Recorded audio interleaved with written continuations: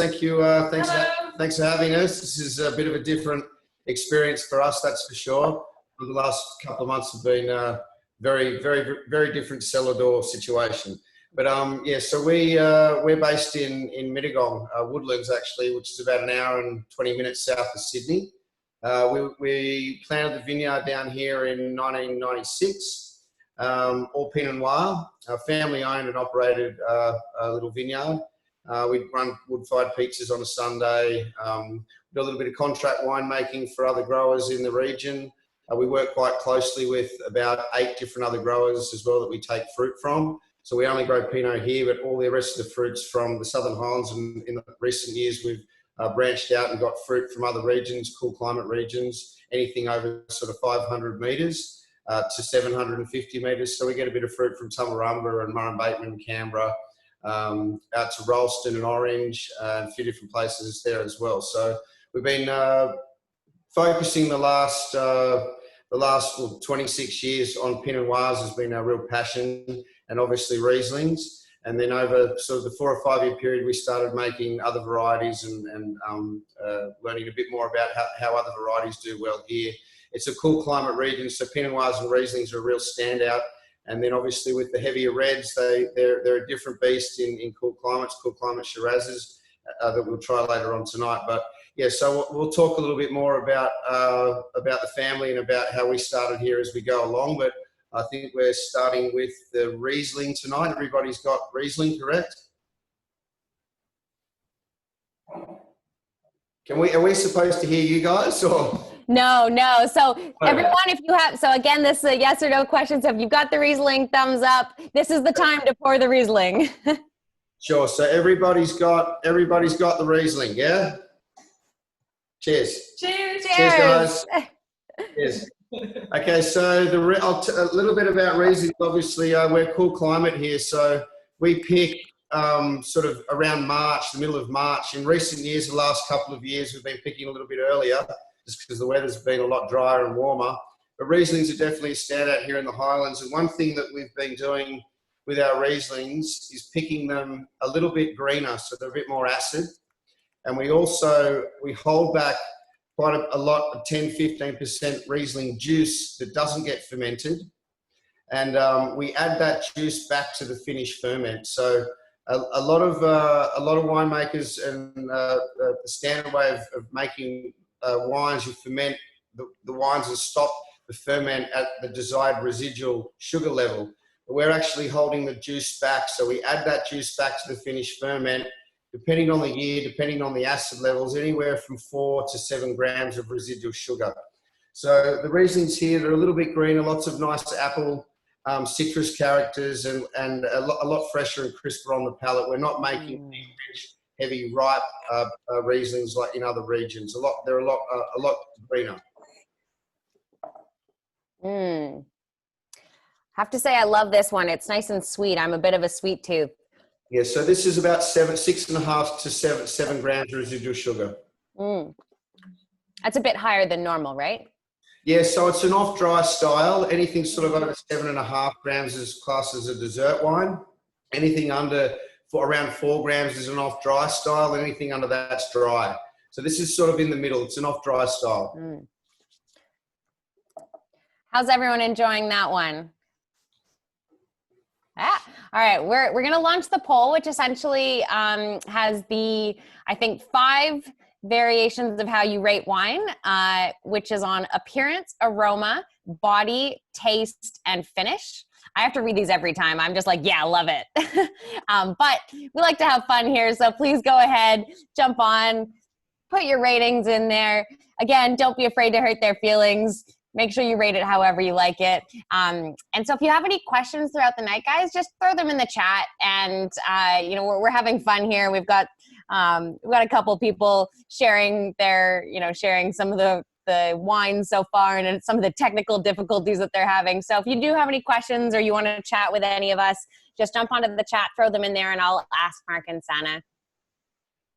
Oh, we got some good ones coming in. So far, we got all 4s and 5s, guys. Thank you. Can anybody, is there anything anybody wants to ask about the Riesling? That anybody got any questions about the nose or the palate or anything that's not making sense? We got no questions coming through, so everyone must just be loving that first one, just drinking it all down.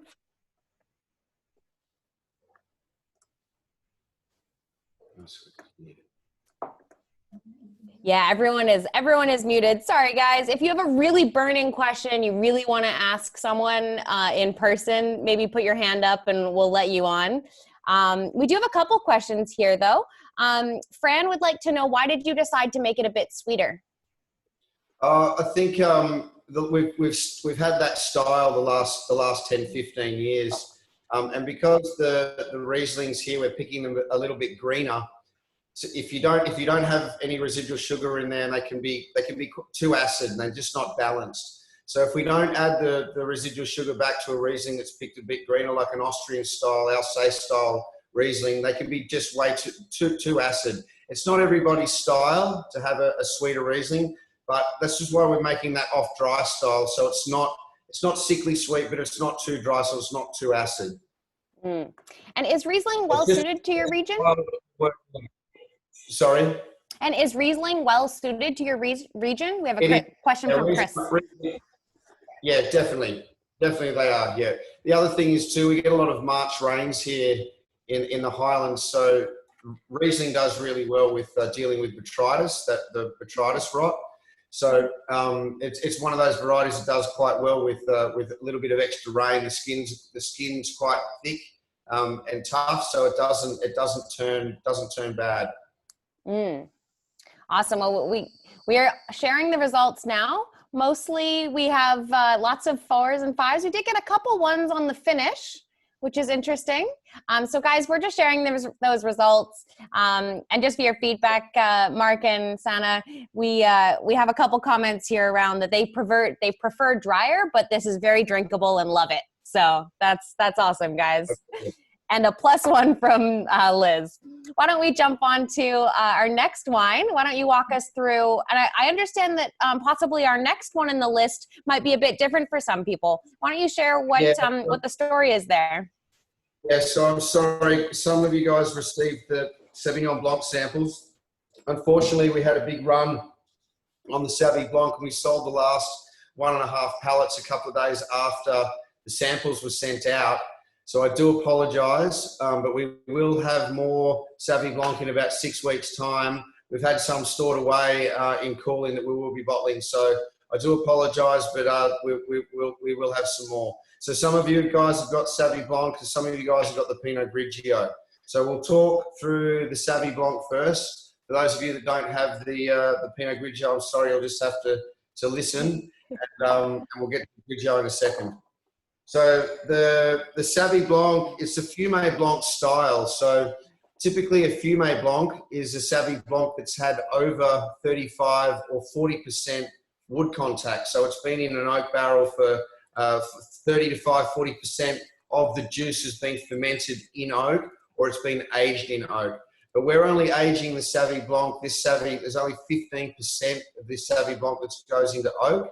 So it's just enough oak to integrate nicely with the wine and not be too overpowering. So when the fruit drops away after maybe 8 months or 12 months, a lot of Sauvignon Blancs a lot of people don't cellar their Sauvignon Blancs. They drink them within the first 8 or 12 months. But a Sauvignon Blanc that's got a small amount of oak, it integrates nicely with the wine, and it gives it some age, and you can lay them down. So we've got some Sauvignon Blancs now that are nearly 10 years old, and they've developed these really interesting lychee characters and a really rich colour, a really developed, beautiful wine. Not so much of a table wine, a scoffing wine, but they develop into a really interesting food wine as well. And they go really well with lots of Asian foods and spicy foods and things like that. So it's a very different style of Sauvignon Blanc, not so much those big, heavy cut grass characters like Marlborough, more refined sort of passion fruit characters and lychee and bits and pieces. So you might, I'm not sure if you have a really smell, you can smell that there's just that little bit of oak coming through, a little bit of French oak. You can taste it on the palate as well, but only 15%. Who can smell the oak? Sorry? I just asked who can smell the oak? Thumbs up if you can smell the oak. Yeah, we got a couple. It's very, very faint, so it's just there, and it just gives it a little bit more lift and integrates nicely with the wine. It gives it the palate a little bit more body as well, a bit more structure. Yeah, so the barrels behind us here, these are 500-litre puncheons, and we barrel ferment a lot of the Savvy in these barrels here behind us. In those exact barrels, do those have wine in them right now?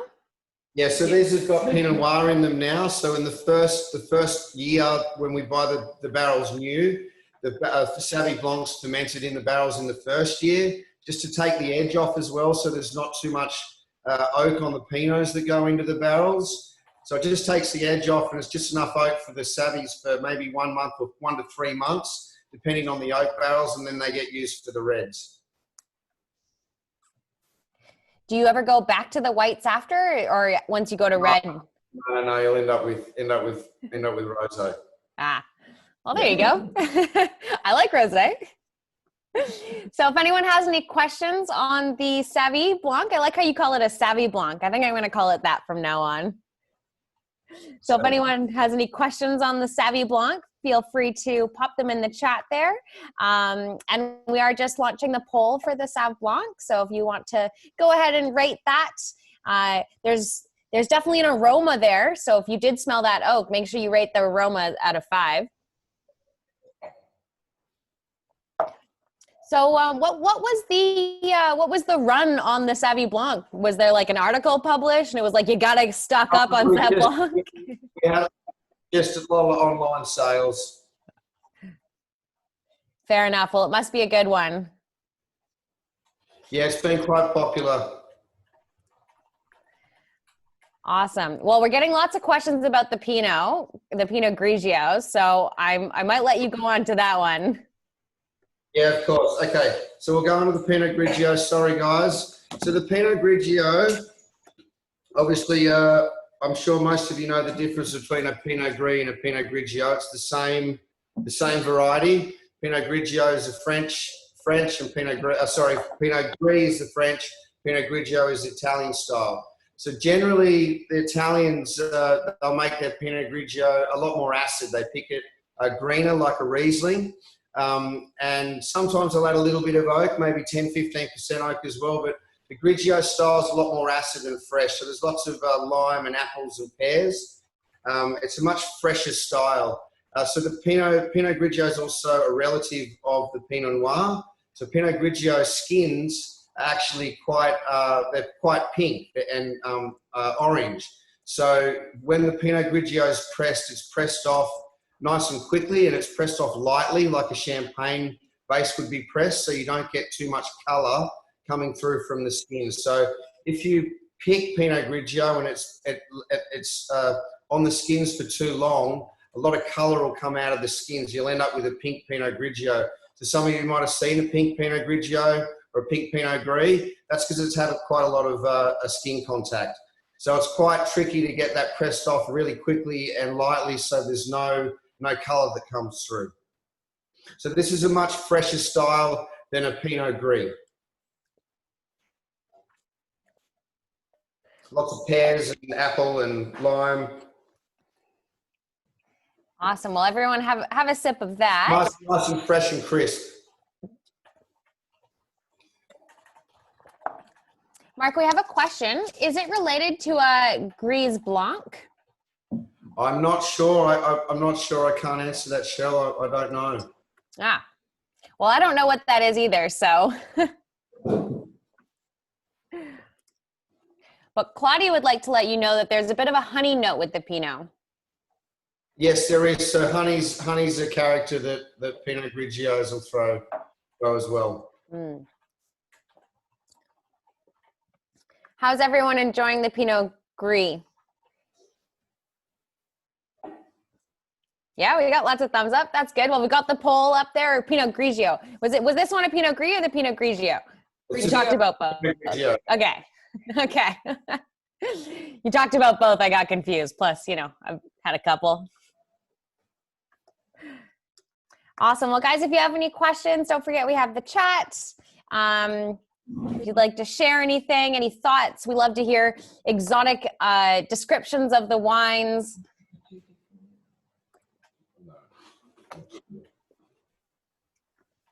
I'm not sure.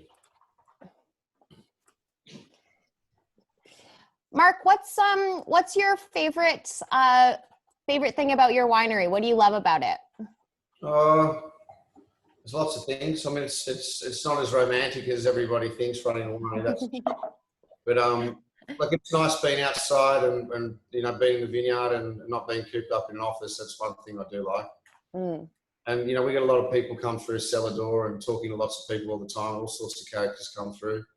But you know we're family operated. I've got a really good team here. My wife and the boys that work for us, they're fantastic. We have a lot of fun here. We have a lot of functions as well, and it's a nice place to be.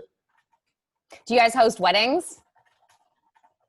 We do. We just do smaller weddings. We're not we can't cater for big weddings, but sort of 60 to 80 people max, and it's very low key. We've got a really nice outdoor setting, and yeah, we do low key stuff. We don't do anything, no table service or anything like that. Yeah, I heard. Five pizza oven that we run every Sunday. We use that for the weddings, and shared platters. It's actually quite nice because you're we're kind of creating an atmosphere that's pretty low key and casual, laid back. Like, you know, everybody can just come in, whether you know everything about wine or nothing about wine. Like, it's just a really nice low key atmosphere, and I think that is what people like about us. When they visit Salvador, or when we have a big outdoor area that's all lawn. People bring their own picnic blankets and the dogs and kids and the grandparents, and it's just a really nice, family kind of atmosphere as well. Yeah. Oh, that's awesome. All right. Well, why don't we go on to our rosé? Is everyone excited about the rosé? Yeah, we got somebody cheering over there. I'm excited. All right, we're excited. Sanne, I think you're going to walk us through the rosé. Are you not? Yeah. So I'll tell some bits about the rosé. So you might have seen on the little label that was on your bottle that it says Saignee rosé. So Saignee is a Latin word meaning to bleed. So it basically means that Saignee is a rosé made from a red grape variety only, and you're using the first pressing or the free run from a red grape juice. So our rosé, or our Saignee rosé, is made with all Pinot Noir, but a Saignee doesn't have to be Pinot Noir. It can be a Merlot or a Cabernet or any red grape variety. But basically what you do is when you get in the red grapes and they go into their open fermenters, you take about 10 or 15% of the juice, gets separated from the skins. So what happens is that you end up with a really light red or pink juice that is then fermented in stainless steel tanks, and it becomes rosé. The other part is still the Pinot Noir in this case, and it helps to concentrate the juice. It makes our Pinots a little bit richer, a little bit darker, a little bit more complex. And our rosé is on oak for a little while, about 2 to 3 months. Same time as the Sauvignon Blancs. It just helps to soften out the acidity a little bit. It gives it a nice kind of vanilla finish. I can personally really pick up the vanilla. That's what I really love about this rosé. It's an off-dry style, so it's not bone dry. It's a little bit of sweetness there. But yeah, all Pinot Noir rosé, and definitely a popular wine during summer here in Salvador. Yeah, it's a good little wine. Yeah, lots of strawberries and cream on the nose. I'm a big fan of rosé, I have to say, and this is definitely definitely going in my top list. This is, yes, very delicious. And we have, it smells amazing from Fran, and something about strawberries and cream from Liz. So I think we're all smelling that. Anyone else smelling strawberries and cream? Thumbs up. Yeah, we got a bunch of people. All right. Sanne, what's your favorite wine that you guys make? Yeah, no. I would have to say the Pinot, I think. Yeah, it's just my go-to. It doesn't matter what mood you're in or what you're eating. The Pinot is just always hits the spot. It's good. I like the Pinot the best. Mm.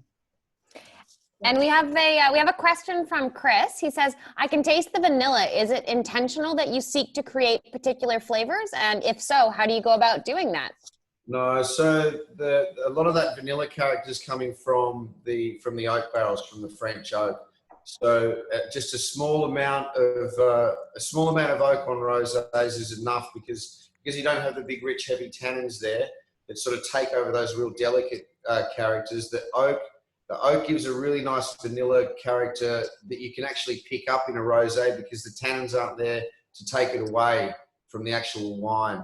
So those real strawberry characters as well are a character of Pinot Noir that generally you don't get to smell a lot of. You'll smell a lot of those strawberry characters in a young Pinot Noir, but as the Pinot Noir ages, it gets those earthy characters. So and it kind of moves to the background. Yeah, it moves to the background, exactly. So we're getting a lot of those really nice, fresh, fruity vanilla characters and strawberry characters that are up front because we don't have all the tannin in there that develops into other characters. Mm. Does that make sense? I think that makes sense to me, although I just like it when it tastes good. And, you know, I'm sure that there's more science that goes into how you guys pick the different wineries and the spots, and there's something about the soil, right? Where you have to make sure the soil. Exactly, yeah. I remember, so I came, I met Mark about 8 years ago, and I remember I did I think it was my first sort of vintage year with the guys, and they took me to a vineyard to taste some grapes from a winery close by where we buy some grapes off to see you know, how the grapes were tasting. But that was way before we were even going to pick them. Like, they were still little small berries. And anyway, I came with them, and Mark and Anton, his brother, they were trying these berries and were picking up on all these different flavors, and the only thing that I could taste was just sour, like just sour grapes, sour berries, and they picked up so many different flavors. And it's just amazing how, you know, your palate adapts, and how you learn to taste differently after, you know, 26 years of winemaking, I guess. But yeah, I always really remember that as a funny story where I didn't really taste anything and they picked up all sorts of stuff. Yeah. Can I ask a question? Sure. Yeah. Right. Mark, what sustainability practices does Artemis do in their winemaking? Sustainability in the winemaking process or in the vineyard process? Both. Sorry? Both. Both. Well, one thing we do here, we don't use any Roundup, for example, in the vineyard. We do a lot of canopy management in the vineyard too. So we do a lot of we cane prune every year, and we prune our vineyard, for example, at about half the amount of fruit, anywhere from sort of 0.8 to 1.2 kilos of fruit per vine, as opposed to 2.5, maybe 3 in other vineyards. So we open the canopy right up so we don't have to put as many sprays out. So we put on average, about 13 sprays out in the vineyard every year, as opposed to maybe 25 or 30, which other vineyards might have to as well. So that's one thing, but it's a lot more physically demanding, but the quality of fruit's obviously better as well. So we do a lot of practice in the vineyard, so where we don't have to use too many sprays and too many chemicals. Obviously, that's determined by the weather that we have every year as well. If we have too much rain, So just a second, I'm just going to minus this off here. I can't see you guys. Yeah, so that's some of the practices we do in the vineyard. In the winery, I mean, it's a little bit harder to manage things as we do. We try to use everything. For example, all the musk and all the stalks get picked up by a local farmer. The cows get to eat all those. So we try to reuse as much as the skins as we can. And then in recent years, we've been distilling as well. So we've got a pot still, and we're making some gins out of wine spirit, basically out of eau de vies. So we try to use everything all the way along the line as much as we can, but there's some things that we can't avoid. Okay. Thank you. Sure. Does anyone else have any burning questions? Otherwise, I do have a question from Chris here, so I might just ask that. And if you do have any other questions, if you'd like to put your hand up and speak up, then please do so. So Chris would like to know, it sounds like many of your wines, you've designed them to age well. How long should we cellar each of these wines? So one thing that we've really tried hard to do, especially with the whites, is to make sure there's enough acid there. So going back to the Riesling, the Rieslings that we've been making now for the last 15, 20 years, the acids are quite high, which means you can lay them down for a lot longer as well. Same thing with the Pinot Grigios. If you've tried Pinot Gris, for example, that are higher in alcohol, 13.5%, they can get quite flabby after about a year or so, and they just don't live. If you've had a Riesling, for example, that's only maybe 12 months old and you're already starting to pick up those kerosene characters, it's not going to live. The wine's already started to fall apart. But a Riesling, you should be able to open a 10-year-old Riesling and it doesn't smell like kerosene, which is a character that Rieslings get as they age. So we've tried really hard to make sure, well, not tried really hard, what we aim for every year is to make sure that we've got good acid, so the wines will live for a lot longer. So that's quite important to have good acid. If you don't have good acid in your fruit, and some years the acid levels just aren't there, so we have to add acid. So the ferments are nice and strong as well. But acid definitely keeps a wine alive, so you can lay them down. So a lot of our wines early on too, they're quite tight and there's not a lot of floral there, but they need a bit of time to sort of open up. But we know that they'll live and age for a long time. We've got some old wines now. I actually just dropped some wines off to Ron Giorgio, who was Australia's fifth master of wine. We're lucky enough to have him here in the Highlands. He's got a little dental practice. And I dropped some 11-year-old Rieslings off to Ron 4 days ago, and I got some really good scores back on them, and they're still not throwing those kerosene characters because they've got good acid. And what is the alcohol content for the rosé? 13. 13.2, is it? I should know. Sorry, guys. That's terrible. 13.5. Sorry, it's 13.5. Yes. Actually, Fran answered that question for Heidi in our chat. Look at that. You guys are so helpful. That is excellent. All right. Maybe we should go on to our Pinot Noir. How is everyone feeling about the rosé? Thumbs up? Lots of thumbs up. Okay. Who's excited about going on to our reds now? Yeah. All right. Lots of thumbs up. I think we even got a dab from someone. That's excellent. Okay. Mark and Sanne, why don't I hand it over to you for our Pinot Noir? Yep. So the Pinot Noir, so I work a lot in the cellar door. So Mark does obviously, oversees the grape growing, the picking and the production of all the wines.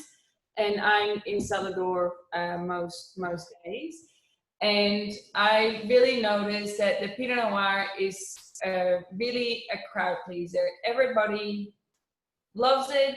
Like I said earlier, it goes with every mood. It goes with a variety of foods. It's a nice wine to drink after you're coming home from work. It's a fruit-driven, delicate style of Pinot Noir. It's fruit from 3 different vineyards in the region. Not too many tannins, but just nice and fruit-driven, well-balanced. And I think a big part of why it is so popular too in cellar door is that it's at a really nice price point. Mark and Anton have made a statement from when they started, like way in the beginning, that they wanted to make a good Pinot Noir that was affordable. A good Pinot doesn't have to cost $60, $70, and they were just aiming for a good Pinot at a nice price. And that's really what they achieved 100% with this Pinot in particular. Yeah, so there's a lot of there's a lot of love that's gone into our Pinots, and that's what we're really sort of really known for as well throughout Australia in recent years, over the last sort of 3 or 4 years. It's taken a long time to get there, but yeah, one of the big goals was to produce a Pinot Noir that everybody could afford, a good quality Pinot Noir. There's a lot of expensive Pinot Noirs out there that aren't worth what they pay for, but one thing that we really wanted to do is make a good quality one that everybody can afford. Yeah, it's a good squaffer. There's lots of earth characters there. There's fruit driven. The tannins aren't too rich, and it's been about nine months, about 9 months or 12 months on oak. A variety actually of French and Hungarian oak. Hungarian oak gives you a little bit more of a smoky kind of character, as opposed to French oak is a little bit more spice driven. So you kind of get the best of both worlds. There's 6 different clones of Pinot Noir in this as well. So we've got 5 different clones on the hill, clones of Pinot Noir, 4 clones of Pinot than any other variety. So there's 5 different clones 6 different clones in this one across the board. And every clone has a characteristic that, you know, stands out a little bit more than the other. So using different clones just gives you a more complex wine, basically. And you said that the Hungarian oak versus the French oak, like how do you decide which oak to buy from which country? So the Hungarian oak, generally the grain in the Hungarian oak's a bit lighter. So French oak and Hungarian oak work really well with Pinot Noirs because there's not as much tannins in a Pinot Noir. And what you don't want to do is put a Pinot in American oak. American oak's quite robust. There's lots of vanilla in it. It's quite strong. So the space in between the grain in a barrel determines how quick, obviously, the tree's grown. But that's that gap in between the 2 grains that impacts the wine. So American oak, for example, grows a lot faster. It's a warmer climate. So the grain's a lot further apart. So that space there that's impacting the wine's a lot more intense on the wine. Whereas Hungarian oak, the forest where they grow the Hungarian oak's a lot colder than even where they are in France. So using French oak and Hungarian oak, it means that we can lay the Pinots down for a longer period of time, and we know that they're going to be safe and they're not going to suck up too much oak if they're left for a little bit too long, and so we don't have to worry as much. They just work better. That type of oak works better for Pinot Noirs. Oh, that's really interesting. So you mentioned that you wanted to make like a really reasonably priced, and so we do have a question. What is the general price per bottle? Oh, look, for ours or just in across the board? For yours. Oh, so the Pinot Noir on average is $25 a bottle, and I think you guys have got the discount through Wyflo. But I mean, there's a lot of expensive Pinots out there, but we've got our other range as well. So we make the Artemis Pinot, and then we've got the Close Line Pinot, which is $50 a bottle, and then our Grand Crux Pinot, which is $120. Wow. But yeah, this Pinot now with the discount that applies is $20 a bottle for now. Yeah. Fantastic. And Chris has kindly thrown the link in there for you. So you can actually go and see how much each of the bottles are for Artemis Wines. So yes, it looks like this one is $20. What a great deal. This is awesome, guys. And at the end, I'll throw the link in there where you can go directly to buy the bottles and make sure you grab a 6-pack. You can choose any of the wines that you've had here tonight. So we do have another question about we have a question from Steve who would like to know, he had a Pinot Noir of yours at Biota. Do you know which one it was by any chance? Also, we've got the poll going, so everyone jump on there and vote. When were you there? Steve, when were you there? Maybe you can unmute yourself for a moment and share. It may have been the Artemis Pinot, or it may have been the Close Line Pinot. Was it this one, or the black label, or the white label? Oh, sorry, it was me. Sorry, Steph, not Steve. I don't know. I drank too many bottles to remember the colour. it was January though. Oh, this January. So that would have been. It would have been the 18. This one that we're having now. Yeah, the one that you're drinking now. Yeah. Oh, okay, brilliant. Yeah, it was. I'm sorry, Iota. Yeah. Yeah, that one. It would have been this one. Yeah. Yeah. I was going to say it tasted familiar, but I honestly can't remember. But I remember it was good. Well, we're really glad that you like it. We have another question here from the audience. How has the Australian summer bushfires and COVID, I guess, on both things, how have they affected you guys? Yes, so the bushfire was pretty bad, really. We won't be doing a 2020 vintage. So the bushfires came about 10 kilometres from the vineyard here. There was one day there that we thought it was going to come through because the previous 2 days previous it had moved 36 kilometres in one day. So we were waiting for it to hit here. We had nearly 1,000 litre IBC plastic tanks around the whole property, firefighting pumps. Everything was black, everything was covered in ash, everything was smoky, it was horrible. So unfortunately we've lost all the fruit from our own vineyard and all the other local fruit as well. And we also lost all the fruit from the other regions that we're buying fruit from. So smoke taint obviously affects the grapes. And we had it here in 2011. We had some bushfires that weren't as bad and we couldn't taste basically what happens, the smoke taint gets into the fruit and over time it comes out in the wine. So in 2011 it wasn't too bad. Oh, sorry, not 2011. Sorry, it was 2000 and I can't even remember. It was about 18 years ago anyhow. So it was about 6 months after the wine was in bottle. It started to 3 months after the wine was in bottle. It started to throw this smoky character. And then within a few months, it just got worse and worse and worse. And it was basically undrinkable after sort of 6 months to 8 months.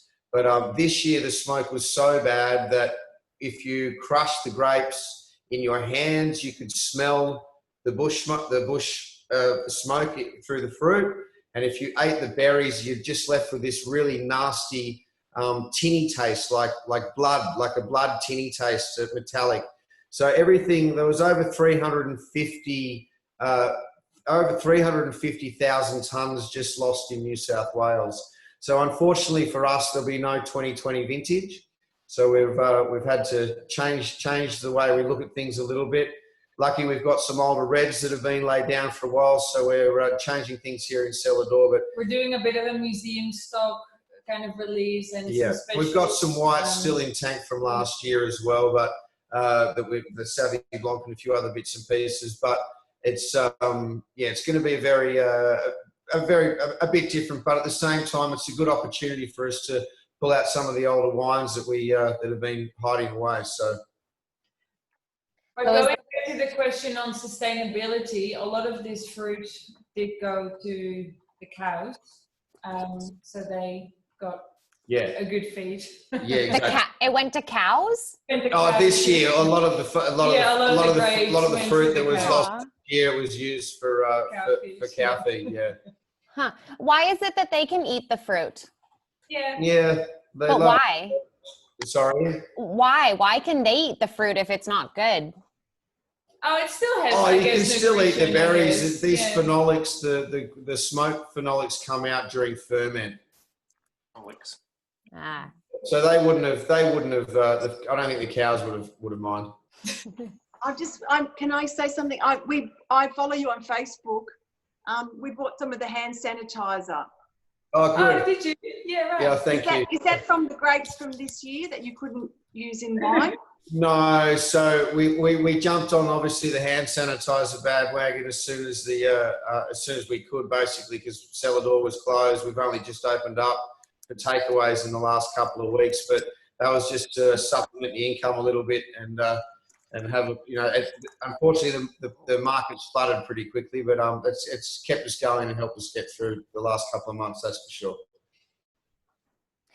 But no, we made a little, sorry, going back on that question, some of the fruit this year that was damaged, we've actually turned into brandy. So we've fermented it like a white wine off the skins really quickly, and it's been distilled and it's laid down in barrels. So we're making some brandy and some white spirits and some different bits and pieces.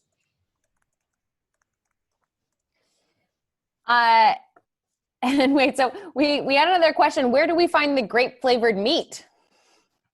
Oh. Good question. At the local butcher somewhere. Good question. I thought that was pretty fun. All right. Well, again, guys, if you have any other questions about anything that they're doing with sustainability or the bushfires or anything like that, please just pop them in the chat or feel free to speak up. In the meantime, Mark and Sanne, why don't we go on to our last wine of the night? Sure. So we're doing the Shiraz now. So it's a cool climate Shiraz. The Shiraz is actually grown in Bulio, a little vineyard which is about 15 minutes away as a crow flies from here. It's about a 45-minute drive. So the Southern Highlands as a region's got lots of little microclimates from each corner to corner. So where the Shiraz is grown, this vineyard is 517 metres above sea level, as opposed to where our vineyard here, and it's only half an hour drive or 15 minutes if you're a bird. We're 725 metres here. So it's a big difference in altitude, but still the Southern Highlands. So obviously Shiraz wouldn't grow very well here on our site, but where this site is 517 metres above sea level, it does really well. So it's quite a versatile region as well. There's lots of varieties that do better in certain little corners, certain little pockets of the Highlands than other varieties do. So the Shiraz is obviously, it's a cool climate Shiraz, so you're not going to get those really big, rich, heavy chocolate notes, but there's a lot of light white pepper on the nose.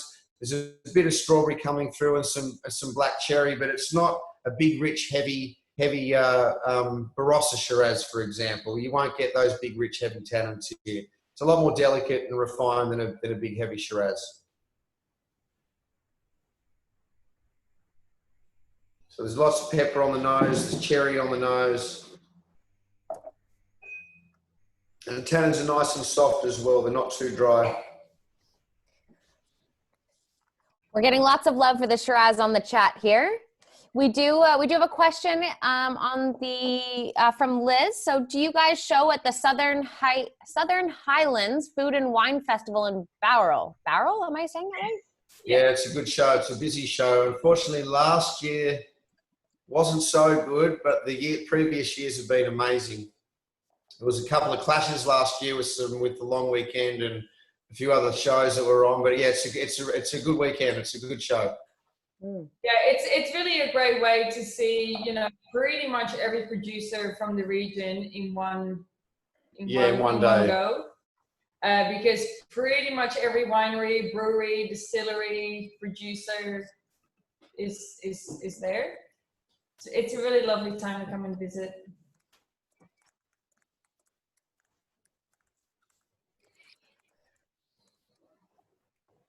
Awesome. I'm a big fan of Shirazes in general.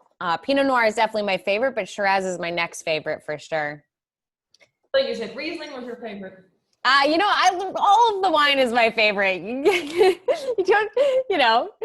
No one remembers. I just say them all are my favorite. Actually, the only wine that I do not like is Chardonnay. Don't judge me. There's just something about that kind of strong oaky. It's the only wine I don't drink. Everything else, love it. I'm not a huge fan of Chardonnay.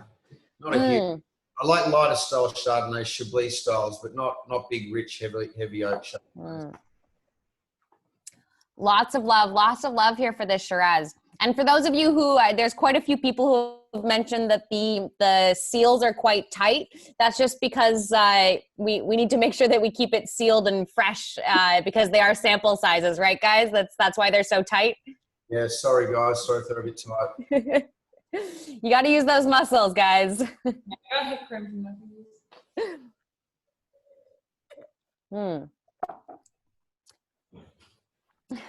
I'm sorry you have a sore hand, Fran. Sorry. Okay, so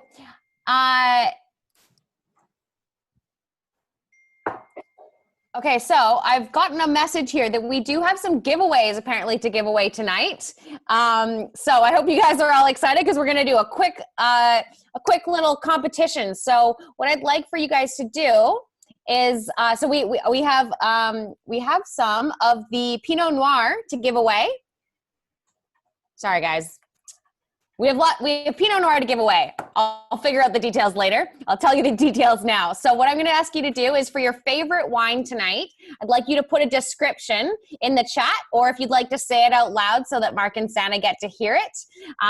So, you know, your best description for like the taste, the aroma, you know, was there cream and cherries or whatever it is that you want to describe, the best description tonight.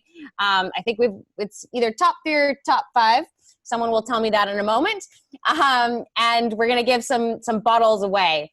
So in the meantime, while you guys are thinking about that, we'll just give you a bit of time. I'm going to go through any questions. So if you do have any questions, then you can pop them in the chat. So a question from Steph, I believe, even though it says Steve. We're just wondering, does it taste any different from the smaller versus the larger bottles? Does size matter? Yeah, so it's not. It's not. I guess the only issue. It's not a huge issue, but obviously the wine's been bottled in a bottle, and that the 750 mils had a CO2 that's been pumped into it before the wine goes in, so any oxygen's been taken out. But so being decanted into a smaller bottle, obviously there's a little bit more air contact. So yes, it may taste a little bit different, but only marginal. It's not going to be, I don't think it's going to be too different. I tasted some smaller bottles the other day and I couldn't really see much of a difference. So I'm loving these coming in, guys. Keep them coming in. We got lots of thumbs up. This is great. Keep them coming in. Maybe we'll send them all to Mark and Sanne, and they'll vote on their top favorite ones. In the meantime, yes, Sanne. Tasting notes that you received. Did you guys receive the tasting notes? Were there tasting notes? Oh yeah, look at that. Tasting notes. Tasting notes, great. No, I just get to drink the wine. It's like, yeah, don't worry about those. Okay, does anyone feel like they have an amazing description they'd like to share with the group out loud? Remember, like reading in class? Put your hand up if you do. Just kind of wave at me, I'll find you. No, everyone's feeling shy. Okay, we got lots coming in though. These are great though. We've got Melissa put hers in German, so this is great. We'll send these to you guys. We'll send them over. You'll be able to vote on your favorite. Okay, we're gonna end the poll for the Shiraz. We'll share some results on that. Everyone's seeing this. Look at this. No 1s or 2s on this one. We got all 3s, 4s, and basically every single one had a win out on 5. So I think the Shiraz was the winner for the night. What do you guys think? well, thanks, guys. Thumbs up. Yeah, look, I think. I actually loved your Sauv Blanc. So I buy your Shiraz and your Pinot Noir all the time. Yeah, right. And the rosé, but I've never brought you white wine, and your Sauv Blanc was incredible. So Have you been to Salador or just? I go to Salador and have pizzas, and actually, and I've never had the whites. I really like the Sauv Blanc. Good. Thank you. Oh, thank you. That's great. Aw, glad you could try something new, Penny. Yeah, guys, I have to read this one. This, I'm a sucker for the rhyming, so I'm going to read Marco's. The Riesling was pleasing, but the Shiraz had pizzazz. Give that man a free bottle. This is excellent. Okay, guys, I'm just going to show you real quick. So all of the wines that you tasted here tonight, your coupon or your tasting kit, basically the cost that you paid for your tasting kit turns into a voucher code that you can use towards buying your full bottles. So we are going to put the link in the chat for you. I'm just going to quickly share my screen just to show you. So we'll throw the link in the chat. And So basically, when you come here, you'll see the 5 wines that we tasted here tonight. The $20 Pinot Noir, which I hear is a really great price for a Pinot Noir. So just make sure you add at least 6, ideally 12, right, Mark and Sanne? 12 is our ideal. Whatever you guys want to do. All right. Yes. 6. We'd love for you guys to get at least 6 bottles tonight in order to use the coupon code. So once you just add those in, at mine's, there we go. We've got at least 6 in there. Just add it to your cart.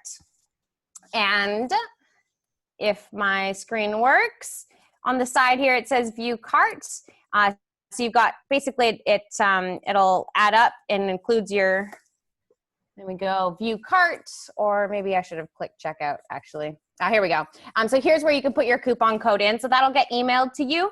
And so just make sure that you use that within the time period. So make sure you do that as quickly as possible, guys. So if you love the wines here tonight, please buy them. You're supporting Mark and Sanne and Artemis Wines. So if you have any other questions, this is the time to ask them. We can, just have a chat, finish your bottles, enjoy company. So yeah, does anyone else have any questions? I'll stop sharing. Actually, no, I can't figure out how to stop sharing. Oh, there we go. Found it. Cool. So we've got the link in the chat there, guys, if you want to jump on. Since you're, had a couple and ready to buy, jump on. All right. Who has questions? Who has questions for our favorite winemakers here tonight? Excuse me, who won the bottle? Yeah, the gentleman with the pizzazz. Give that man a vote. All right. So definitely that one is winning. Guys, I Get in, son. Yes. That's unfair to Teen. There's like 5 of them there. There's like 5 brains. There is so many. I can keep reading them, but I do think that we're going to have to compile them from the chat and then share them with Mark and Sanne and give them a chance to read through them all and vote for their top 3 favorites. You guys are all seeing these though. Tammy complained that the dog ate her homework, so she couldn't submit. Okay. And I can't even read Melissa's. Something in German, I'm guessing. Who has done a wine tasting like this before? This is the first time for us. Oh, Hugh. Okay. Who's done a virtual wine tasting? Hey, you guys are diehards. Yeah. It's good. That's great. Cheryl? Yes. Yes. Are you in America? No, I am not America. I'm actually Canadian. No. Yeah, right. We're going on mute now, but thanks.